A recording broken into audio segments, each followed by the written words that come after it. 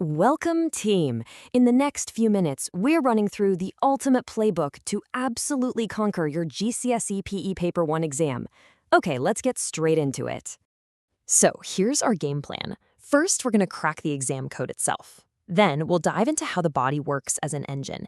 After that, it's your ultimate training guide, followed by how we actually put fitness to the test. And to finish, we'll master that all-important 9-marker. First up, every single champion knows the rules of the game. So let's break down the exam paper itself so you know exactly what you're up against. Okay, let's start with the key numbers. You've got 90 minutes to get 80 marks. Now, that works out to be just over 1 minute per mark. What does that mean for you? It means timing is everything.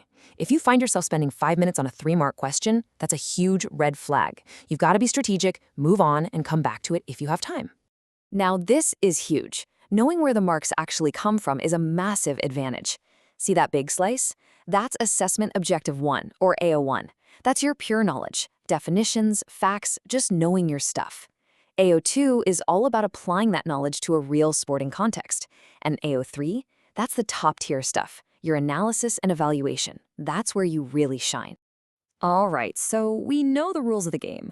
Now let's look at the actual machine we're working with, the human body. We'll look at what happens the second you start exercising and the incredible changes that happen over the long term. The moment you start exercising, your body just kicks into gear, right? Your heart starts pumping faster, you start breathing deeper to pull in more oxygen, and your muscles heat up. You might even feel that familiar burn from lactate building up. These are those instant, short-term reactions. So you might be wondering, how does your body get that oxygen-rich blood exactly where it needs to go? Well, it's all down to a really clever process called vascular shunting. Basically, the blood vessels going to your working muscles get wider, that's vasodilation, while the vessels going to places that don't need it as much, like your digestive system, get narrower. It's a super efficient delivery system.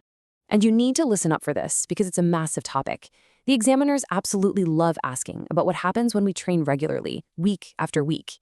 This is where the real amazing magic of fitness actually happens. It's incredible how the body adapts over time. Your heart muscle literally gets bigger and stronger. That's called cardiac hypertrophy.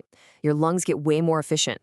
Your muscles build more myoglobin to hold on to oxygen, and even your bones get denser. It's a total system upgrade. Okay, knowing how the body works is one thing, but knowing how to train it, well, that's another ballgame. This section is your guide to the principles and methods that are going to unlock peak performance. I need you to really focus here because training methods are without a doubt the most important topic on this paper. Seriously, it's shown up on every paper ever. We're talking a whopping 68 marks over the years. If you can master this, you're banking easy marks. Let's look at 2 of the big ones, continuous and interval training. Continuous is that long, steady state work with no breaks. Absolutely perfect for a marathon runner building stamina. Then you've got interval training, which is all about short, sharp bursts of high-intensity work followed by rest. That's ideal for a sprinter or a netball player who needs to repeat sprints. You have to know which one suits which athlete, and more importantly, why. Right, calculation questions. These are guaranteed marks if you just learn the formula. To figure out your training zones, you start with your max heart rate, which is super simple. It's just 220 minus your age. So for a 16-year-old, that's 204. Your aerobic zone for endurance is 60 to 80% of that, and your anaerobic zone for that high-intensity stuff is 80 to 90%. Know those steps, and you literally can't go wrong. So you've put in all the training, but how do you actually prove you're getting fitter? Let's get into the tests. And just a heads up, this is another area the examiners are pretty obsessed with. Okay, this one is absolutely essential. You've got to be able to link the component of fitness to the right test. Cardiovascular fitness goes with the Cooper Run, agility, the Illinois test, and so on. This is such a common source of 4-mark questions. They pop up every single year. So please learn these pairings. All right, team, this is it, the final hurdle, the big one. Let's break down the technique you need to secure every single one of those top marks on the extended writing question.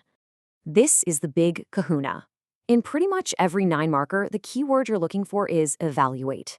As soon as you see that word, your brain needs to kick in and think both sides. I need to talk about the positives and the negatives, and then make a final judgment.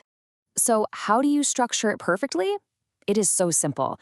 Just remember PEE. Make your point. Back it up with some specific evidence or an example, and then explain exactly why that point is relevant to the athlete. You just do this for both the advantages and the disadvantages.